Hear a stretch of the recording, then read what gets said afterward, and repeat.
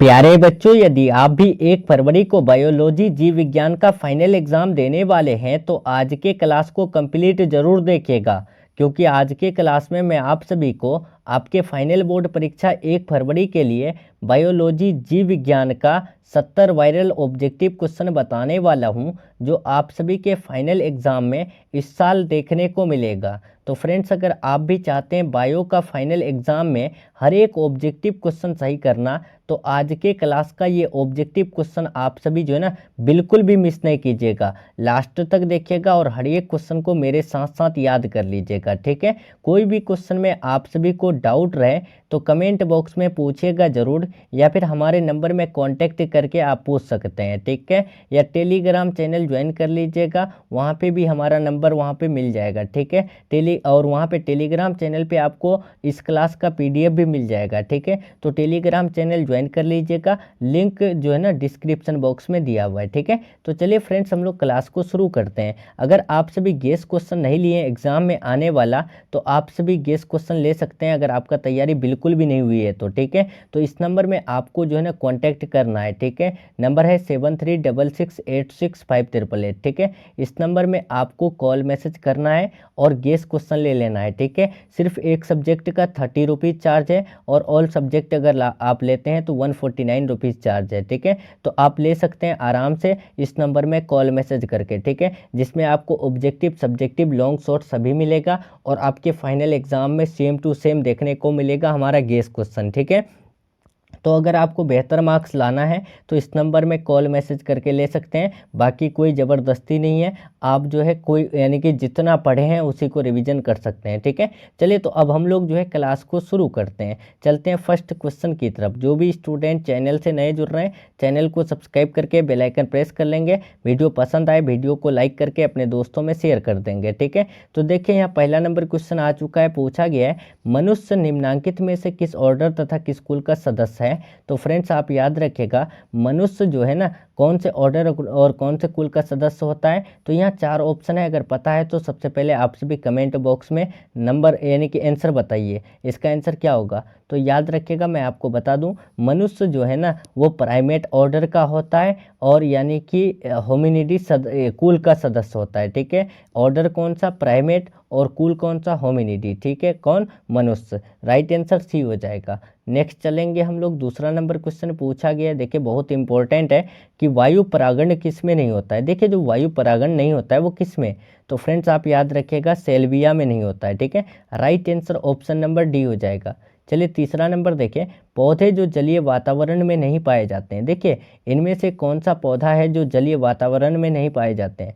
Hydrilla, Trapa, नीलम्बो, बबूल। तो friends मैंने आपको बता दिया है कि जो बबूल है वो जलीय वातावरण में नहीं पाए जाते हैं। ठीक है, 4 नंबर देखिए, कौन सा पिरामिड कभी उल्टा नहीं होता है। इनमें से कौन सा पिरामिड है जो कभी उल्टा नहीं होता है। तो फ्रेंड्स आप याद रखिएगा, वो है कौन, यानी कि ऊर्जा का यानी कि पिरामिड। ठीक है, ऊर्जा का पिरामिड जो है वो कभी उल्टा नहीं होता, ये हमेशा सीधा होता है। 5 नंबर देखिए, पूछा गया है, निम्नांकित में बाह्य स्थानीय संरक्षण का उदाहरण है। इनमें से बाह्य स्थानीय संरक्षण का उदाहरण कौन है। तो फ्रेंड्स आप याद रखिएगा, बीज बैंक। ठीक है, right answer option number C हो जाएगा। चलिए तो 6 नंबर देखिए फ्रेंड्स, पूछा गया है, निम्न में कौन द्विगुणित संरचना है। इनमें से डिप्लॉयड स्ट्रक्चर जो है वो कौन है।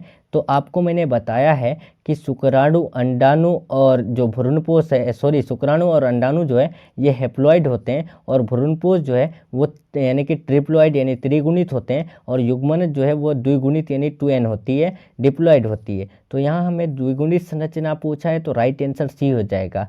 चलिए 7 नंबर देखिए फ्रेंड्स, पूछा गया है, ट्रांसजेनिक सुनहरे धान में कौन सा विटामिन की प्रचुर मात्रा पाई जाती है। तो याद रखिएगा, ट्रांसजेनिक सुनहरे धान में जो विटामिन पाई जाती है तो वो विटामिन ए पाई जाती है। ठीक है, right answer option number B हो जाएगा।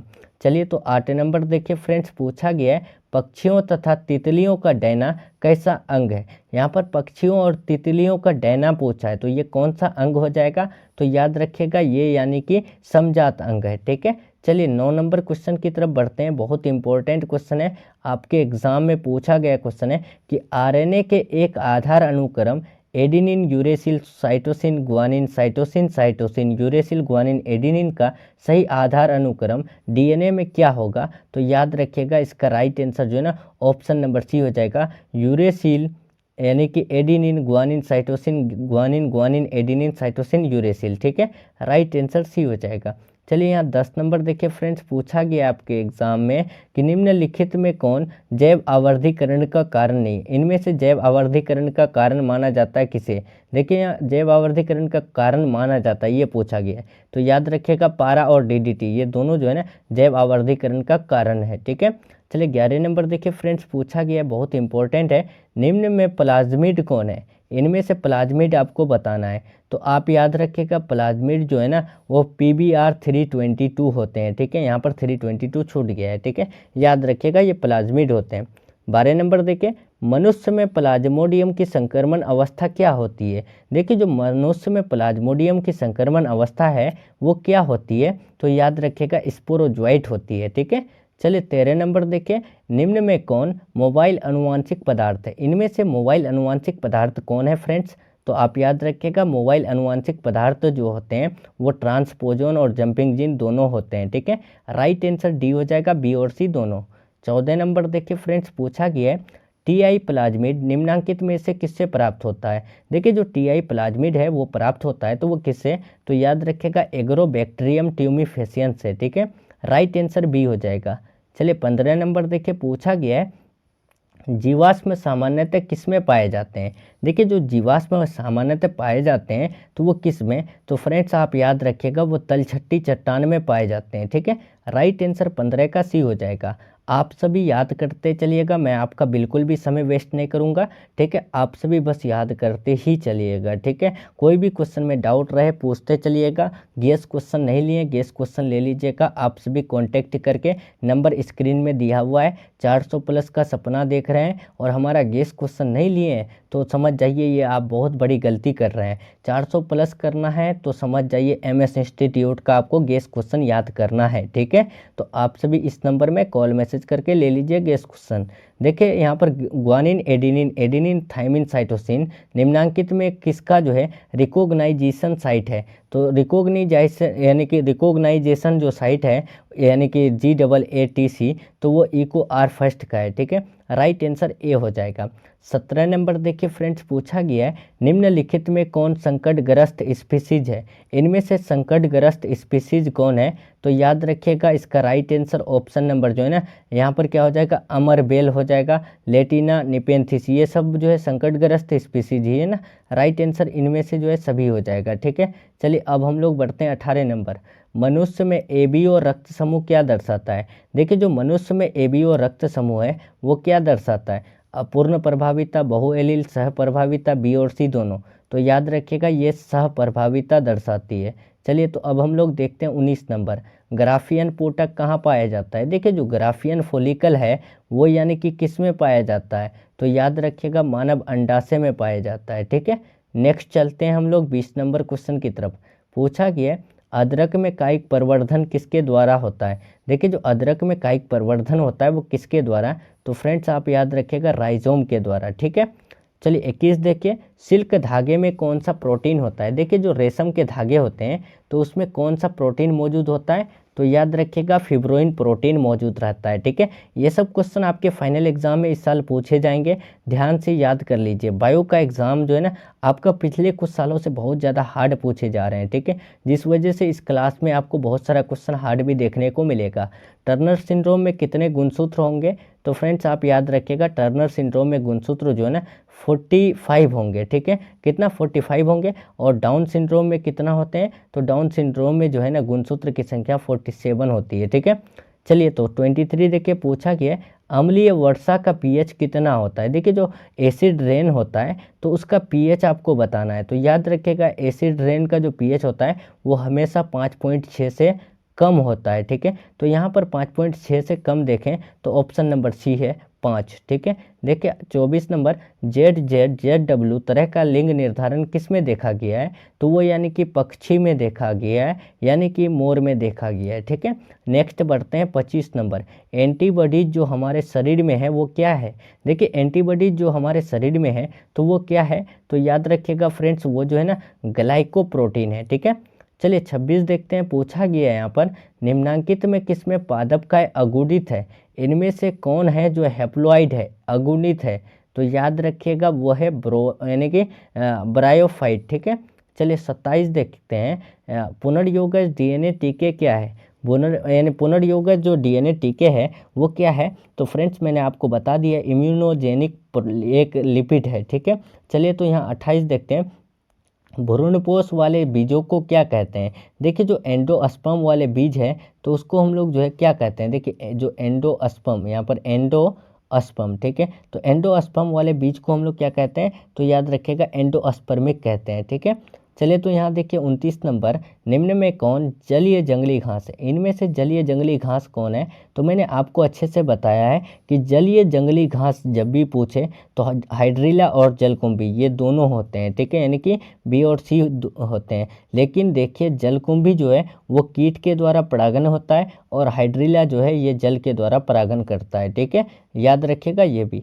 30 नंबर देखिए अपघटक कैसे होते हैं, तो अपघटक जो है ना वो यानी कि स्वपोषी होते हैं, ठीक है। राइट आंसर क्या होगा, अपघटक जो है स्वपोषी होते हैं या परपोषी, तो याद रखिएगा ये परपोषी होते हैं, ठीक है। नेक्स्ट क्वेश्चन की तरफ बढ़ते हैं 31 नंबर, कि कॉपर टी किससे बचाव का काम करता है। देखिए कॉपर टी जो प्रिवेंट करता है यानी कि किससे बचाव का कार्य करता है, तो वो यानी कि निषेचन फर्टिलाइजेशन से, ठीक है। नेक्स्ट चलते हैं 32 नंबर, पॉलीमरेज श्रृंखला अभिक्रिया। देखिए जो पीसीआर होता है पॉलीमरेज चेन रिएक्शन, इसका जो है क्या काम है, तो याद रखिएगा इसका काम है प्रतिलेखन और स्थानांतरण करना, नहीं सॉरी, ये उनका काम है डीएनए एम्प्लीफिकेशन करना, यानी कि डीएनए प्रवर्धीकरण करना, ठीक है। राइट आंसर इसका डी बिल्कुल राइट हो जाएगा, ठीक है।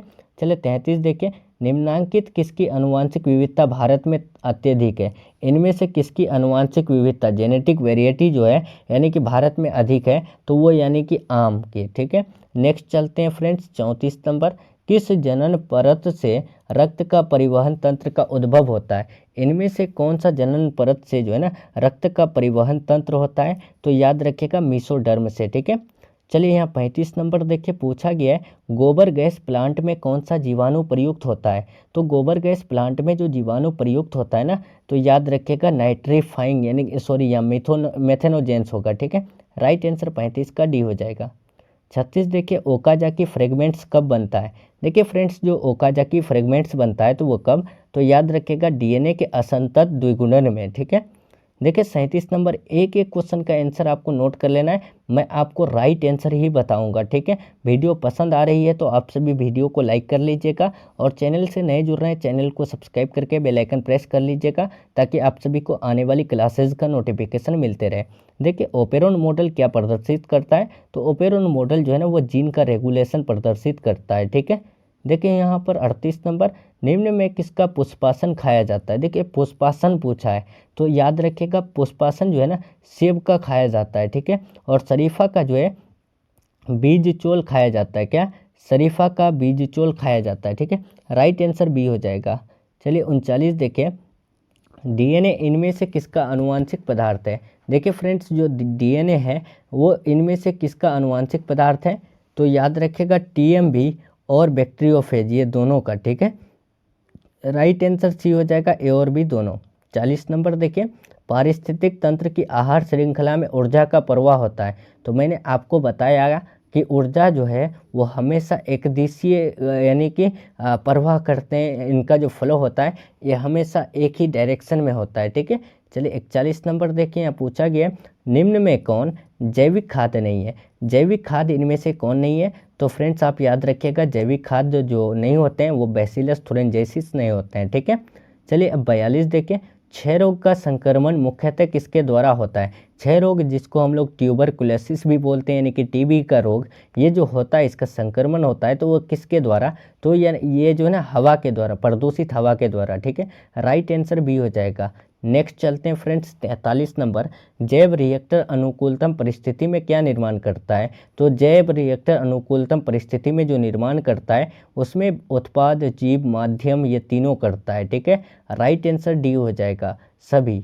नेक्स्ट 44 देखिए, किस फल में बीजचोल खाया जाता है। इनमें से कौन सा फल है जिसका बीजचोल खाया जाता है। तो जायफल, लीची, शरीफा, ये तीनों का जो है ना यानी कि बीजचोल खाया जाता है। ठीक है, यहाँ पर राइट आंसर क्या होगा, ऑप्शन नंबर डी हो जाएगा। ठीक है, चलिए यहाँ 45 नंबर देखे, पूछा गया है SO2 प्रदूषण का सूचक है। SO2 प्रदूषण सल्फर डाइऑक्साइड यानी ऑक्साइड का जो है सूचक कौन है। तो वो याद रखिएगा लाइकेन। ठीक है, कभी कभी पूछ देते हैं कि लाइकेन किसका सूचक है, आपको दे देंगे CO2 का, SO2 का, NO2 का, किसी का नहीं। तो आप याद रखिएगा लाइकेन सूचक होता है SO2 का। ठीक है, या फिर पूछ दे SO2 का प्रदूषण का सूचक कौन है, लाइकेन। 46 देखिए, शहद का निर्माण कौन करती है। तो याद रखिएगा शहद का निर्माण जो करती है वो कार्यकर्ता मधुमक्खी करती है, मतलब फंक्शनल बी करती है। ठीक है, देखिए 47, निम्नांकित में कौन सी बीमारी मुर्गियों से होती है। इनमें से कौन सा बीमारी है जो मुर्गियों में होती है। तो याद रखिएगा रानीखेत। ठीक है, 48 देखिए, इडली एवं डोसा का आटा किस सूक्ष्मजीव के प्रयोग से बनाया जाता है। तो इडली एवं डोसा का आटा जो बनाया जाता है वो लैक्टोबैसिलस के प्रयोग से बनता है। ठीक है ना, राइट आंसर भी हो जाएगा। आप लोग बताइए क्लास कैसी लग रही है आपको। देखिए 49 नंबर पूछा गया यहाँ पर, एगारोज किससे प्राप्त होता है। देखिए फ्रेंड्स, जो एगारोज है वो किससे प्राप्त होता है। तो फ्रेंड्स आप याद रखिएगा वो समुद्री घास से प्राप्त होता है। ठीक है, 50 नंबर देखिए आपके स्क्रीन में, ओपेरोन मॉडल किसने प्रस्तावित किया था। देखिए ओपेरोन मॉडल जो प्रस्तावित किए थे तो वो किसने, तो वो जैकोब और मोनाड ने प्रस्तावित किए थे। ठीक है, राइट आंसर सी हो जाएगा।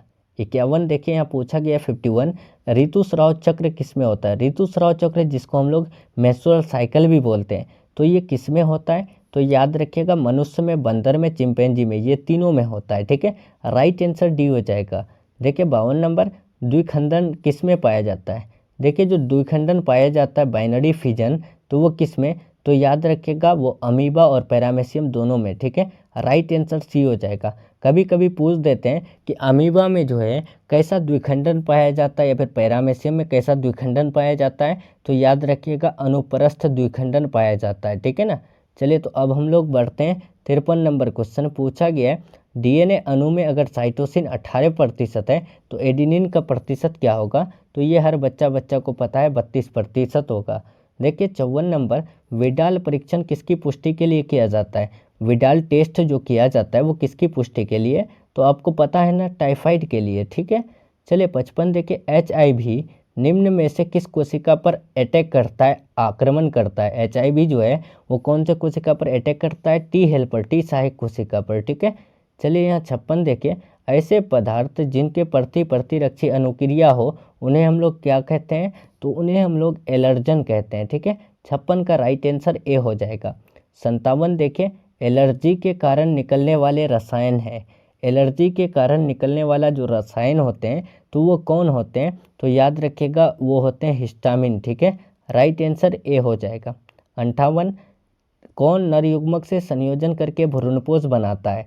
इनमें से कौन है जो नर युग्मक से संयोजन करके भ्रूणपोष बनाता है। तो फ्रेंड्स आप याद रखिएगा द्वितीयक केंद्रक। ठीक है, 59 नंबर देखिए आपके स्क्रीन में आ चुका है, पूछा गया है, एक जीन जोड़ा दूसरे जीन जोड़े के प्रभाव को दबा देता है तो इस घटना को क्या कहा जाता है। तो याद रखिएगा इस घटना को जो है ना एपिस्टेसिस कहा जाता है। ठीक है, 60 नंबर देखिए, ट्रांसफर RNA में पाए जाने वाले 3 क्षारकों का क्रम जो संदेशवाहक यानी कि mRNA कोडोन से बंधता है तो उसे हम लोग क्या कहते हैं। तो उसे हम लोग एंटी कोडोन कहते हैं। ठीक है, देखिए 61 नंबर आपके स्क्रीन में है, पूछा गया है कि ऊचेरिया ब्रैंकोफ्टी आदमी में फाइलेरिया रोग पैदा करता है तो वो क्या है। तो याद रखिएगा ये हेलमिंथ समूह का होते हैं। ठीक है, ऊचेरिया ब्रैंकोफ्टी जो आदमी में फाइलेरिया रोग पैदा करती है तो वो हेलमिंथ समूह का होता है। ठीक है, 62 देखिए पूछा गया, अधिक अल्कोहल लेने से शरीर का कौन सा अंग सबसे ज़्यादा प्रभावित होता है।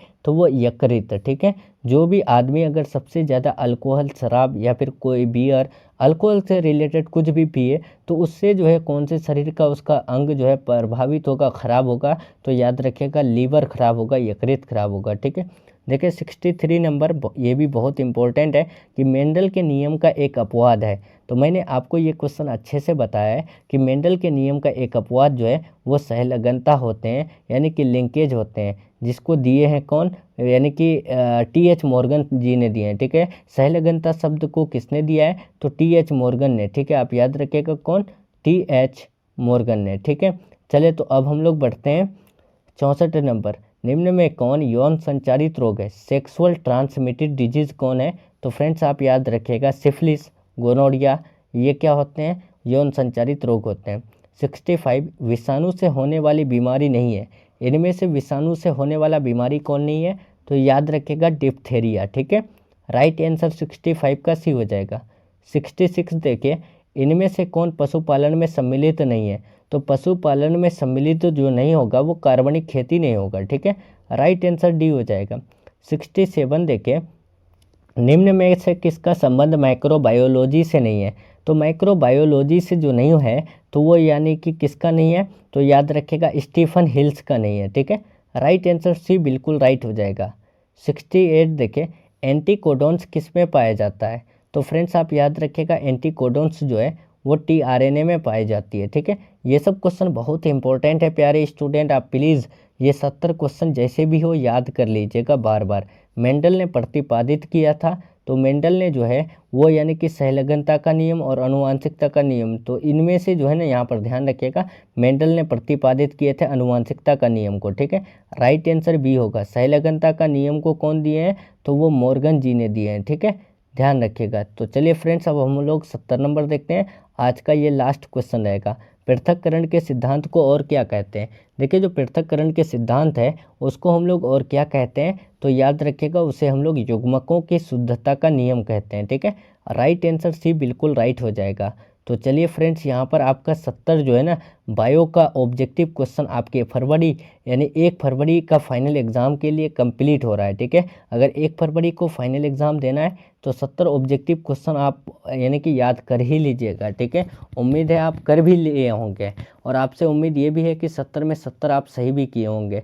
तो चलिए फ्रेंड्स, अगर आप 70 में 70 सही किए तो कमेंट में ज़रूर बताइएगा और आप सभी ये भी बताइएगा कि आपको आज का क्लास कैसा लगा। ठीक है ना, और फ्रेंड्स आप सभी अगर गेस क्वेश्चन नहीं लिए हैं 400 प्लस दिलाने वाला, तो आप सभी इस नंबर में कॉल मैसेज करके ले सकते हैं। ठीक है, जिसमें आपको ऑब्जेक्टिव, सब्जेक्टिव, लॉन्ग शॉर्ट सभी मिलेगा। ठीक है, तो आप सभी इस नंबर में कॉल मैसेज करके ले सकते हैं, बाकी यहाँ नंबर दिख रहा होगा। ठीक है, तो यहाँ से भी ले सकते हैं। ठीक है, तो चलिए फ्रेंड्स, मिलते हैं हम लोग नेक्स्ट क्लास में नेक्स्ट टॉपिक के साथ। तब तक के लिए आप अपना ख्याल रखिए, अपना स्टडी जारी रखिए। Take care, thanks for watching. Channel से नए जुड़ रहे हैं, चैनल को सब्सक्राइब कर लीजिएगा। वीडियो पसंद आए लाइक करके शेयर कर दीजिएगा।